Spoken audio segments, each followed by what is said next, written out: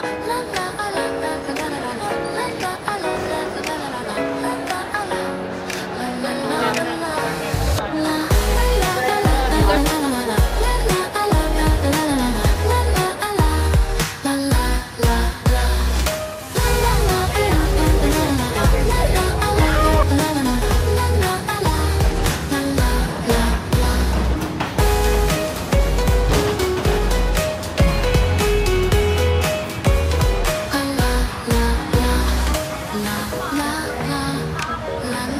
love. Hi.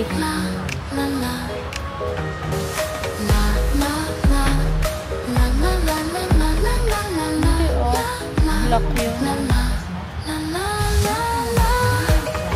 Hindi ka ma-30 pwede mag-check.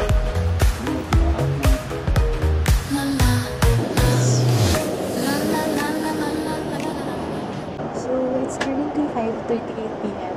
and yun yung view namin. Since we're sitting here sa center, so wala kaming window access or view. So, papakita ko na yung mga nandito. So, first na nandito ay yung in-flight guide, in-flight wifi services nila. So, sobrang bilis ng wifi nila. Thinking na nasa ere tayo. Ere! But anyway, sobrang bilis talaga. Kasi kahit mag-YouTube kami, mag-Netflix, mabilis, walang lag, ganyan. Sa umpisa meron. Pero kapag, yung nag-take off na, ayun, sobrang bilis na.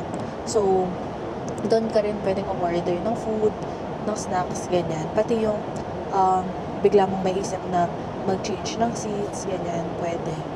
So, yun.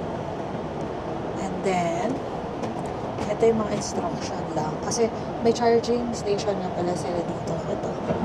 Yan. So, actually, naka-full charge na nga ako. Parang naka 2 hours pa lang kami. And then, ayan, disposal bag. So, may safety instructions din silang pin-provide. So, dahil I'm 26 weeks pregnant, actually was 27 na ako. In-instruct lang nila ako kung paano yung proper evacuation or pag may emergency ganyan, tapos pregnant ka ganyan. So, iba pala yung ganon. Also, tinuro lang nila yung dito, dyan daw babagsak yung sa oxygen.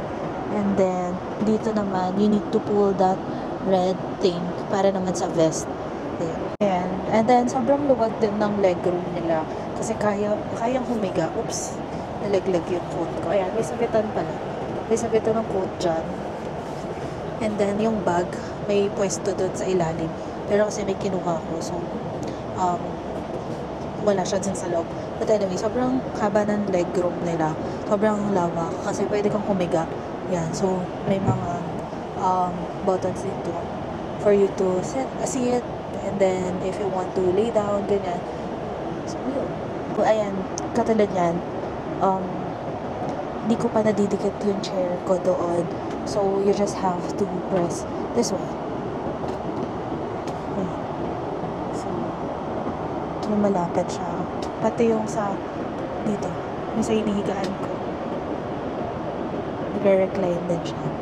So, ayun. Sobrang comfortable kasi since I'm pregnant, pwede akong mag-ikot-ikot ganyan.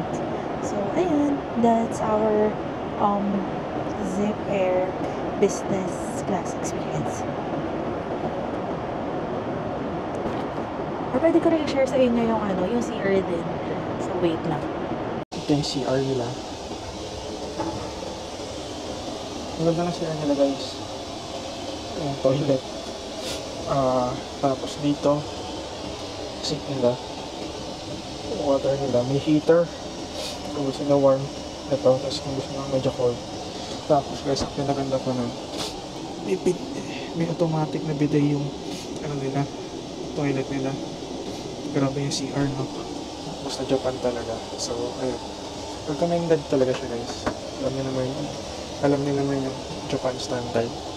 Super ganda. Worth it tong Zip Air Tokyo. So, try nyo rin pagka mag-book kayo. Bye.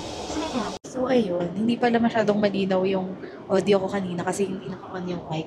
But anyway, for me, as a 26 week pregnant, sobrang comfortable ng experience ito kasi, yun nga, sobrang nahihirapan kasi ako pag nakaupo lang, tapos isang, alam mo yun, straight body lang talaga. So, pag ito kasi nare-recline yung chair, ganyan, tapos ako ipapakupo ko.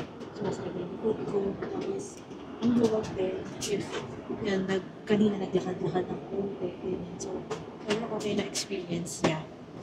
Also guys, nga pala.